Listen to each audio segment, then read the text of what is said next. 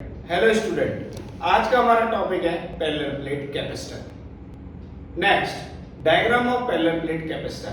अब हम जानेंगे इसका डायग्राम। जैसे कि पैरेलल प्लेट, इसमें हमारे पास दो प्लेट है, वो हमारे पास क्या है पैरेलल में। एक प्लेट पे चार्ज क्या है पॉजिटिव और दूसरे पे चार्ज क्या है नेगेटिव। दोनों को सेपरेट करा गया हमने डी डिस्टेंस से। अब इसमें एक वर्ड आया है सिग्मा, उसकी वैल्यू क्या होती है सरफेस चार्ज डेंसिटी, और इन दोनों के बीच में क्या है हमारे पास electric field. Next, principle of a parallel plate capacitor.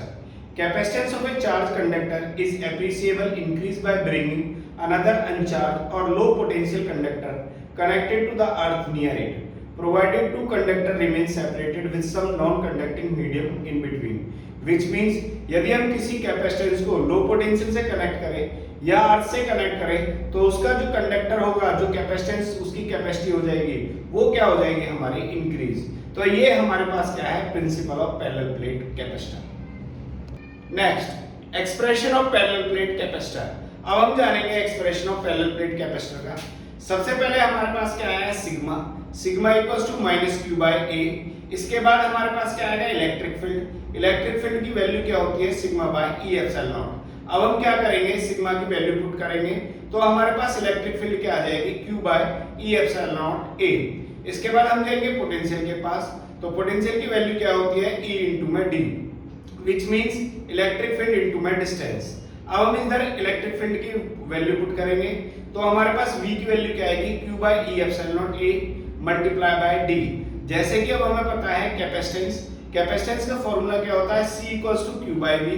तो हम इसमें क्या वैल्यू पुट करेंगे V की, तो अब हम Q से Q कैंसिल हो जाएगा, जो हमारा फाइनल आंसर आएगा वो हमारे पास क्या आएगा E not A by D। तो हम जानेंगे जो हमारे पास कैपेसिटेंस होती है उसकी वैल्यू क्या आएगी E not A by D। Next, अब हम जानेंगे टू कैलकुलेट कैपेसिटर। जब हमारा एरिया हो 1 मीटर स्क्वायर और D हो हमारा 1 mm, तो हम जानेंगे कि हमारे पास कैपेसिटेंस कितनी आएगी। एज वी नो दैट जो हमारे पास कैपेसिटेंस होती है वो क्या होता है E not A by D। तो हम वैल्यू पुट करेंगे E नॉट की वैल्यू क्या होती है 8.85 into 10 की power -12 multiply by 1 divide by 10 की पावर -3।